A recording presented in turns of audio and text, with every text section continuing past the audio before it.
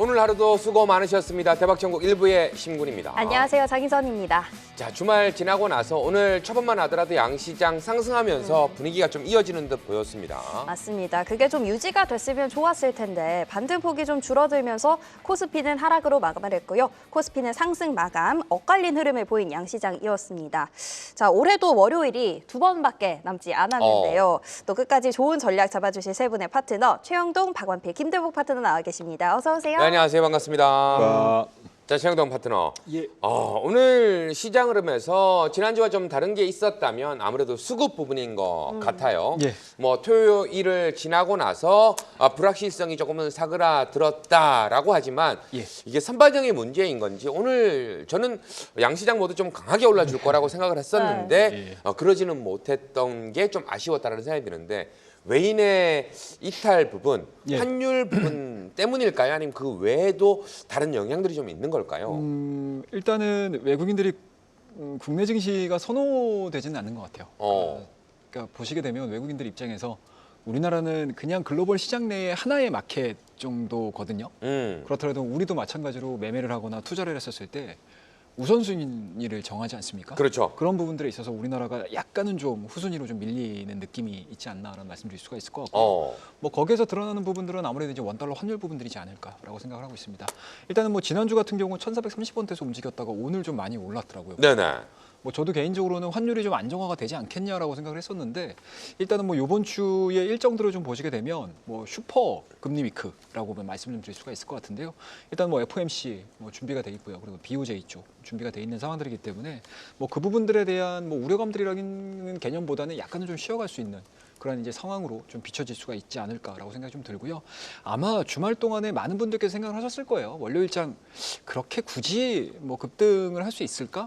뭐 이미 지난주 한 주 동안의 흐름들을 좀 놓고 보시게 되면 어찌됐든 탄핵 가결에 대한 가격 반응은 이미 주가에는 좀 녹아 좀 있었던 상황이었기 때문에 일단은 뭐 오늘 같은 경우는 갭상승한 이후에 양시장 다 지금 음봉으로 좀 마무리가 됐거든요.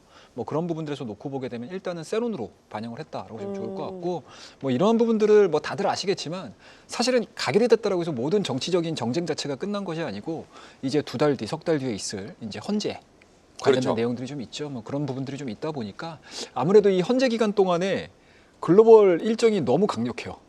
트럼프의 1월 20일 또 취임이 좀 있는 상황들이기 때문에 우리나라 같은 경우는 어찌됐든지 간에 카운터 파트너가 없는 거잖아요. 네네.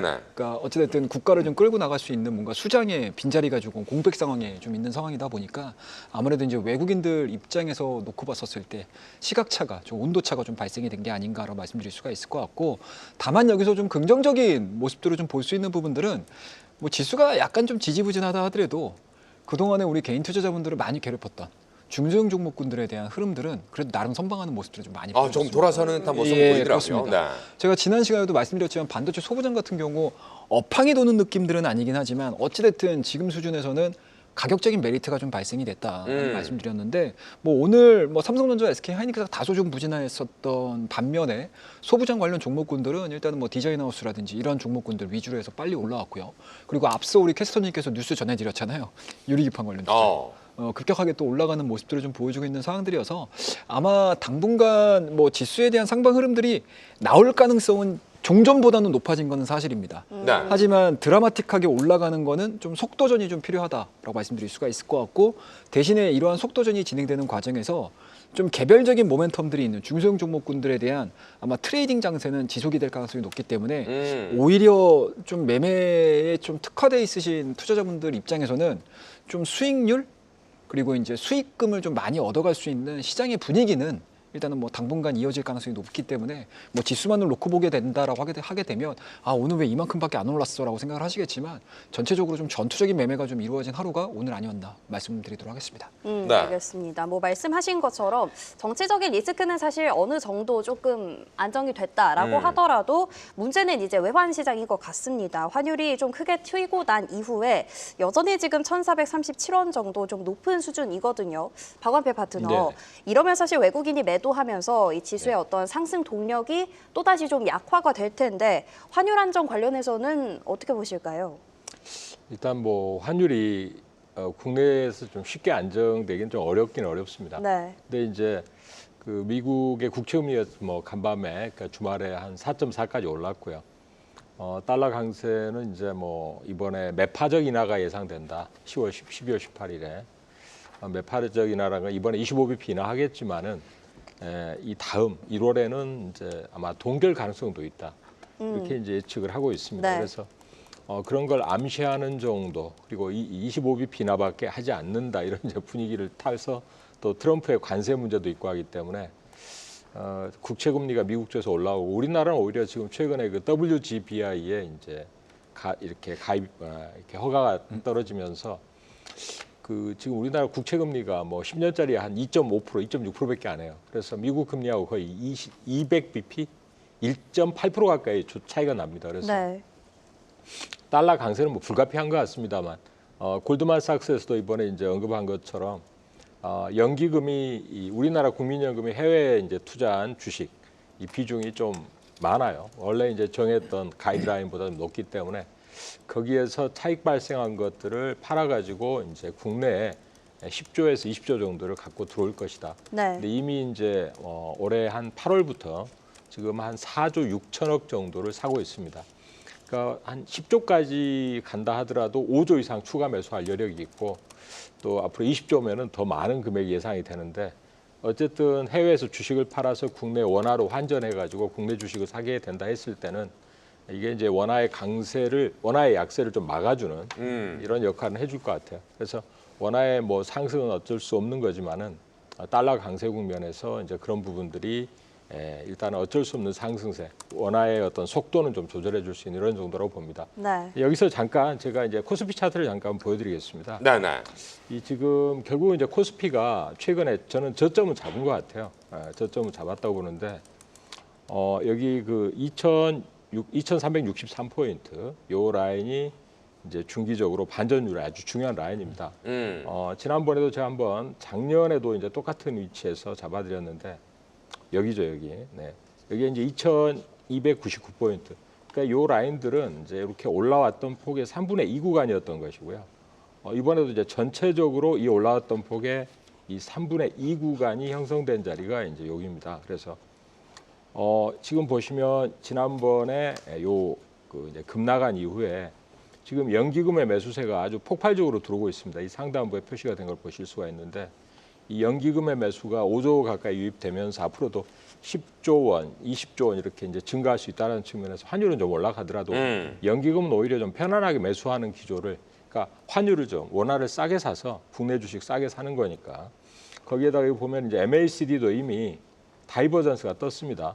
주가는 더 내려왔지만은 MACD는 돌아서는 상향 다이버전스가 뜬 상황이기 때문에 지수를 뭐 빨리 올라가느냐 늦게 올라가느냐 이런 뭐 조급함보다는 지금은 지수가 좀 느리게 가더라도 이렇게 이제 지수의 어떤 수급이 개선되는 부분이기 때문에 지금 코스닥을 중심으로 하는 중소형주들은 굉장히 금투세의 폐지에 가장 큰 수혜가 예상된다. 그래서 금투세의 수혜가 예상되는 종목 랠리를 먼저 구가하시면서 지수는 이제 서서히 여기서 뚫어 나가는 패턴이 될 것 같으니까 이 라인에서는 한번 좀 눌림목에서 대형주를 한번 잡아보는 것도 나쁘지 않을 것 같습니다. 네. 네, 알겠습니다. 자, 이어서 김대국 파트너 어떻게 보면 뭐 항상 부럽죠. 나스닥이나 S&P 500 보면 뭐 신고가다 이런 이야기들이 상당히 많이 나오고 있는 가운데 아무래도 내년까지도 AI, 인공지능 관련해서 이야기들이 많이 나올 것 같습니다.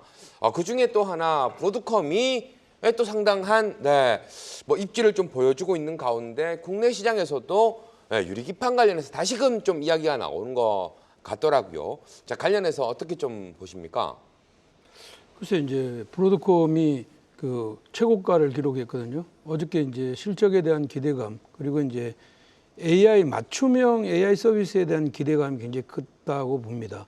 애플하고 지금 맞춤형 서비스 그러니까 브로드컴은 그 이제 맞춤형 반도체를 만드는 회사인데 그게 이제 소량으로 다량 생산하는 게 아니라 이제 소량 생산하는 거예요. 다품종 소량 생산하는 회사인데 지금 이게 애플과의 어떤 지금 현재 그 만들었던 맞춤형 AI 서비스 이쪽 분야가 좋을 것이다 이렇게 생각이 되고 이게 올라가면서 한 얘기가 이제 유리기판에 대한 이야기를 했다는 것이죠.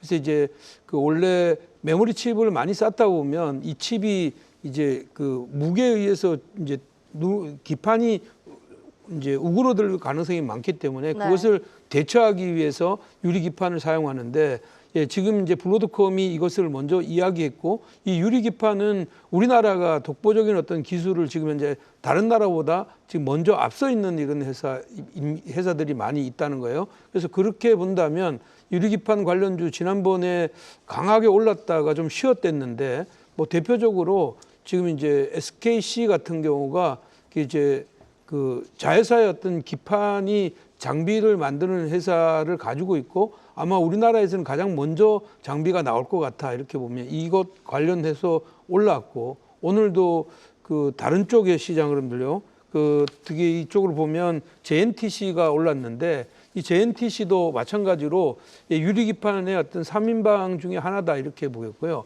유리기판과 같이 함께 올랐던 종목이 이제 이수 페타시스인데 이것은 이제 그 이더넷 네트워크가 앞으로 향후에 이더넷으로 가는 데 대한 이런 기대감 때문에 블로드컴하고 관련해서 움직였다고 이렇게 보면 이쪽의 관련주들은 지금 이제 각광을 받았으니까 뭐 조금 더 확산되는 이런 시장 흐름들이 예상이 될 것 같아. 그렇지만 이제 이것도 기대치만 가지고 움직이는 거기 때문에 네. 우리 시장이 조금 좀 까다로운 시장에 이렇게 예전처럼 이런 기대가 계속 올라가는 게 아니라 이제 일시적으로 왔다가 사라질 가능성이 많다. 그래서 뭐 3일, 4일 되는 대로 따라가는 건 바람직하지 않고 내일 가격 조정 나오는 때는 한번 따라가도 무난하다 이렇게 말씀드리겠습니다. 알겠습니다. 자, 그리고 이번 주에 이제 22개국이 금리를 결정하면서 금리 슈퍼위크라고도 하던데 네. 가장 주목할 거는 뭐 미국의 FOMC가 되겠죠. 우리 박완필 파트너. 네. 시장에서는 대부분 이번에는 인하를 하고 한 해를 마무리할 거다. 이렇게 네. 보고 있는데 뭐 동일하게 보시는지 또 일본의 BOJ 금리 관련해서는 또 어떻게 보실까요? BOJ는 금리를 동결할 가능성이 높다고 이렇게 이제 점쳐지고 있습니다. 그래서 이제 최근에 미국은 이게 좀 생산자 물가가 나름 예측 범위대로 나왔는데 소비자 물가도 나쁘진 않았어요. 근데 네. 고용 지표는 좀 뜨거운 편이었고요. 그리고 이번에 생산자 물가에서 이제 좀 근원 물가 이쪽이 조금 예상보다 높았다. 그래서 지금 전체적으로 관세 문제와 연결지어서 생각하는 사람들에게는 이제 내년도에 아마 금리를 원래는 한 4-5번 정도 인하할 거다 내년도가. 근데 한 3번 정도 인하에 그칠 거다 이렇게 이야기를 하는 부분이 있습니다. 그래서 그렇게 되면 이제 미국의 중립금리 자체가 한 3.5, 4.0 이 그 중간 정도 형성이 될 텐데 현재 우리나라는 이미 3.0에 와 있죠. 네. 그리고 이제 뭐 캐나다 같은 경우에도 벌써 4번째 인하를 했고요. 유럽 중앙은행도 3번 연속 인하를 했기 때문에 전 세계 가운데 이제 가장 보수적으로 움직이는 데가 연준이 될 수가 있겠습니다. 그래서 이게 지금 전 세계 자금이 그쪽으로 몰려가서 대략 한 1,400조가 최근에 이제 미국 ETF 쪽으로 몰려갔다 그러는데 거기에다가 이제 금리까지 높으니까 이 달러 강세가 아주 뭐 진짜 대단한 그 무소불위의 영향을 좀 끼치고 있는 상황인데 이제 국내 금리가 사실 이번에 그 뭐 여러 가지 정치적 불확실성 때문에 금리를 또 인하해야 되는 거 아닌가 이런 이야기까지 나옵니다만 아직은 그러기에는 좀 달러 강세 때문에 그러니까 달러가 이렇게 강한데 우리나라 금리를 추가로 인하하거나 이러기엔 좀 굉장히 부담되죠. 네. 그래서 한국은행이 이제 그 통화량을 어떻게 조절할 건가 이번에 보니까 대출 규제도 좀 풀어주는 분위기고 이제 그렇기는 하던데 어쨌든 이 달러 강세 국면에서 이 지금 신흥국들이 대응하기가 굉장히 어려워졌습니다. 특히 중국 같은 경우에는 금리를 이제 인하를 하기도 했지만은 지준율 인하 등을 이제 기대하면서 오늘